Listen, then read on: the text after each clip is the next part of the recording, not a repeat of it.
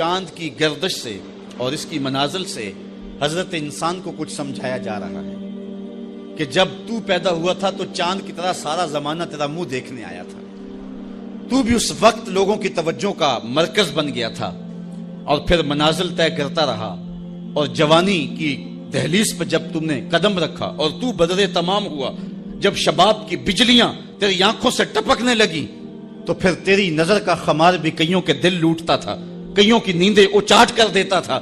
جس طرح چاند جب جوبن پہ ہو تو چکور کا دل لرزتا ہے، اور سمندر میں جوار بھاٹا پیدا ہو جاتا ہے، لہریں اٹھتی ہیں، طوفان پیدا ہوتے ہیں، تو جب بندہ بھی جوانی کی دہلیز پہ ہوتا ہے تو وہ بھی طوفان اٹھاتا ہے، دلوں میں جوار بھاٹے پیدا ہوتے ہیں۔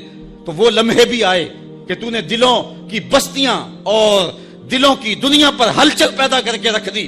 تیرا شباب لوگوں کی زندگیوں کے اندر گھلتا رہا، اور کتنوں کی نیندیں اچاٹ ہوتی رہیں، تیری زلف کے شکن کتنوں کا قرار لوٹ کے لے گئے۔ لیکن پھر وہ لمحہ بھی آیا، حتی آدھا کل ارجون القدیم، پھر بوڑھا ہو گیا، پھر تجھے کوئی دیکھنے بھی نہیں آتا، کوئی تجھ سے اداس بھی نہیں ہوتا، بچے بھی کترا کے گزر جاتے ہیں۔ کہا انسان ذرا چاند کی منزلوں کو دیکھ، یہی چاند کتنا پیارا تھا، اور آج اسی چاند کو کوئی دیکھتا بھی نہیں ہے۔ بچہ جب پیدا ہوتا ہے تو اس کی مسکراہٹ دل کھینچتی ہے، اور جب بوڑھا مسکراتا ہے تو اس وقت جو ہے لوگوں کی توجہ نہیں ہوتی۔ بچے کی زبان جو ہے وہ اڑ اڑ کے جب بولتا ہے تو اس کی توتلی زبان کا حسن دلوں میں نکھار پیدا کرتا ہے۔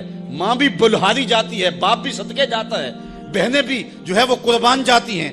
تو بچے کا ٹوٹا لہجہ اور توتلی زبان خوشیوں کی ایک لہر ہوتی ہے، لیکن جب بڑھاپے میں فالج کی وجہ سے زبان میں لکنت آ جائے، اب توتلا پن پیدا ہو جائے، اب زبان اٹکنے لگے، تو بچے بھی مذاق اڑاتے ہیں۔ ایک لمحہ وہ تھا کہ زبان توتلی تھی تو حسن تھا، آج لمحہ وہ گیا کہ حتی آدھا کل ارجون القدیم، کھجور کی ٹہنی سے جب پھل توڑ لیا جائے، اب اس ٹہنی کو کون پوچھتا ہے؟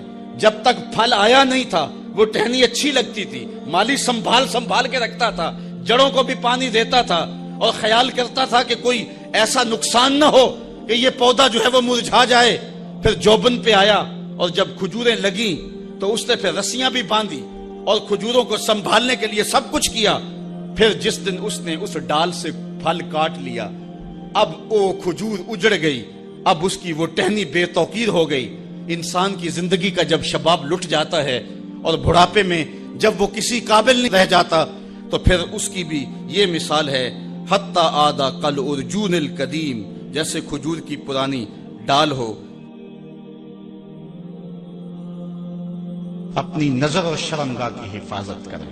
اس دور کا سب سے بڑا فتنہ یہ ہے کہ نگاہیں پاک نہیں رہی، نگاہیں غلیظ اور گندی ہو گئی، شرمگاہوں میں وہ تقدس نہیں رہا ہے۔ حضور علیہ السلام نے ارشاد فرمایا، من زنا زنیا بہی ولو بہی تانے دارے ہی، جس شخص نے زنا کیا یہ عمل اس کے گھر بھی لوٹے گا، اگرچہ اونچی اونچی دیواریں کیوں نہیں کر دیتا۔ یہ مکافات عمل ہے۔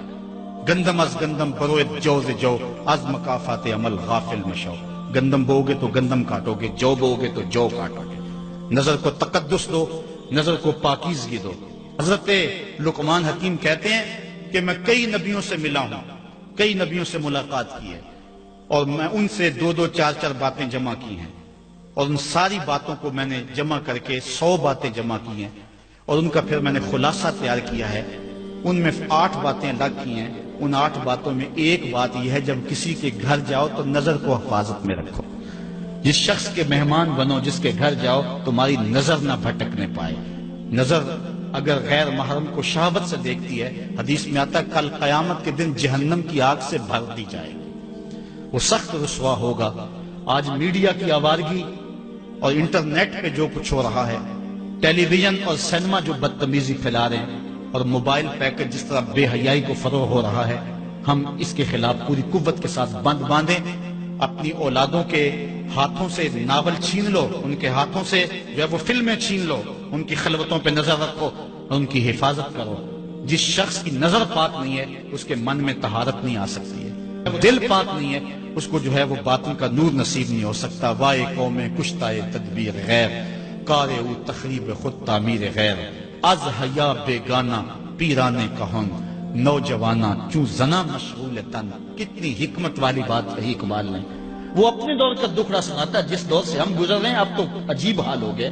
اقبال کہتا ہے یہ جو میرا دور ہے، جوان تو جوان رہے، بوڑھوں کی نظروں میں حیا نہیں رہا. آز حیا بیگانہ پیرانے کہن. بوڑھے لوگوں کی آنکھوں میں بھی اقبال کہتا ہے حیا نہیں رہا. نوجوانا چوں زنا مشغول تن. اور نوجوان عورتوں کی طرح اپنے تن کے ساتھ لگے ہوئے ہیں، اپنے تن کو سنوارنے میں ہر وقت کنگھی پٹی میں لگے ہوئے ہیں. یہ مردوں کا کام نہیں ہوتا، یہ دلیروں اور بہادروں کا کام نہیں ہوتا، یہ عورتوں کے وظیفے ہیں. در دل شاں آرزوہا بے ثبات مردہ زائن از بطون امہات. ان کے دلوں میں آرزویں کوئی اور ہی ہیں اور ماؤں کے پیٹوں سے مردہ جنم لے رہے ہیں. دخترانے او بزلف خود اسیر شوخ چشموں خود نماؤ خردہ گیر. اور قوم کی بیٹیاں اپنی زلف کی خود قیدی ہو چکی ہیں اور ہر وقت جو ہے وہ اپنے آپ کو آئینے میں دیکھتی رہتی ہیں. ساختہ پرداختہ دل باختہ ابروان مثل دو تیغے آختہ.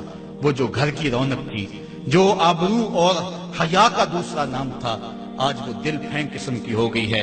آہ قوم میں دل سے حق پرداختہ مرد و مرگے خیش را نہ شناختہ. اقبال کہتا ہائے قوم کہ جو مر گئی اور اسے ابھی تک پتہ ہی نہیں چلا کہ میں مر چکی ہوں اور جینے کا سامان نہیں کرتی.